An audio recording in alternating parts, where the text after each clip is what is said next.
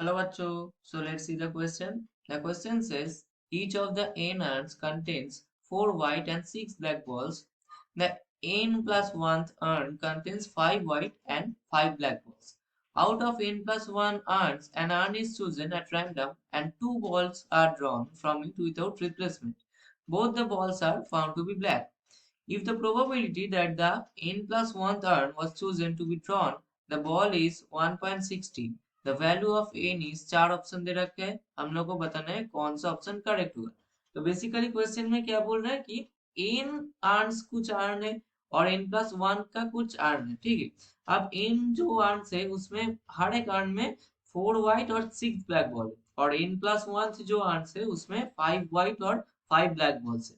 अब क्या बोल रहे हैं, n प्लस 1 से एक आर्म चूज कर रहे हैं हम लोग रैंडमली 2 बॉल उठाने के लिए विदाउट रिप्लेसमेंट, ठीक। अब देख रहे हैं कि ऐसे उठा है बॉल तो वो 2 के 2 बॉल पूरा ब्लैक है, ठीक।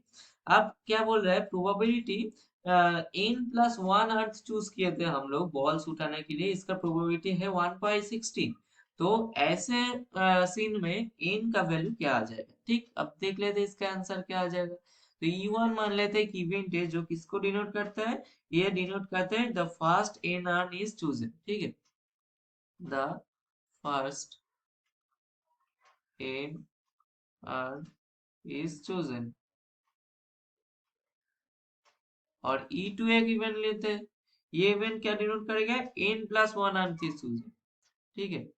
n plus 1 earn is chosen, ठीक। अब ए और एक इवेंट मान लेते हैं, ये कौन सा इवेंट है, the event that the two balls drawn from the urn without replacement are black, जो कि क्वेश्चन में बोल रखा है, ठीक है। Two balls drawn from the urn without replacement are black, जो कि क्वेश्चन में गिवन है, ठीक है। इसको एक इवेंट मान लिया ए, ठीक। अब हम लोग क्या करेंगे, प्रोबेबिलिटी ऑफ E1 निकालना है हम लोग को। प्रोबेबिलिटी ऑफ E1 निकालना नहीं है, मतलब प्रोबेबिलिटी ऑफ E1 निकालेंगे हम लोग। तो ये क्या आ जाएगा, देखो एन आर से हम लोग के पास एन आर से E1 क्या है, the first N urn is chosen, तो एन आर से और टोटल कितना आर है भाई, टोटल हम लोग का n प्लस 1 है, तो ये आ गया हम लोग का प्रोबेबिलिटी P ऑफ E1। अब P ऑफ E2 कितना है, E2 का प्रोबेबिलिटी कितना हो जाएगा, E2 का प्रोबेबिलिटी हो जाएगा 1/n+1 आ जाएगा, ठीक है। समझ में आ गया होगा। अब हम लोगों को क्या करना पड़ेगा, अब हम लोगों को P of A/E1, P of A/E1 का वैल्यू कितना हो जाएगा, देखो 6 है, 6 क्या है, 6 ब्लैक बॉल है, ठीक। यहाँ से हम लोग 2 चूज करेंगे, ठीक। अब टोटल कितना है, 6 ब्लैक बॉल और 4 व्हाइट बॉल है, मतलब 10 बॉल है, 10 बॉल से 2 बॉल चूज करेंगे तो इसका वैल्यू क्या है, 1/3। अब क्या करेंगे, प्रोबेबिलिटी ऑफ A/E2 निकलना है। प्रोबेबिलिटी ऑफ A/E2, इसका वैल्यू क्या आ जाएगा, देखो प्रोबेबिलिटी ऑफ E2 क्या है, E2 है n+1 अर्न सूजन, इसका इवेंट है।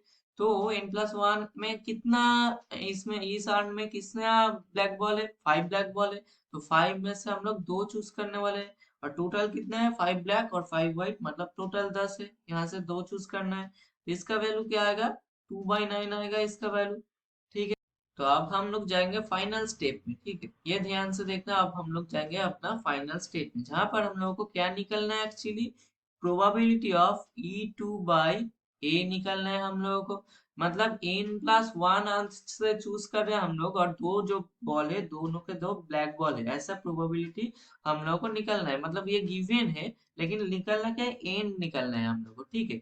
इसका वैल्यू क्या आ जाएगा, बेसिकली 1, इसको बेस थ्योरम से लगाएंगे हम लोग, 1/n+1 आएगा, उसके साथ साथ 2/n आएगा, 2/9 आएगा, सॉरी, ठीक। नीचे क्या आएगा, नीचे आएगा n/n+1 आएगा, उसके मल्टीप्लीकेशन में 1/3 आएगा, प्लस क्या आएगा, 1/n+1 इंटू 2/9। ये बेस थ्योरम है, सीधी बात है एकदम, सारा का सारा वैल्यू हम लोग ऑलरेडी निकाल लिया था, बस पुट कर दिया, ठीक है।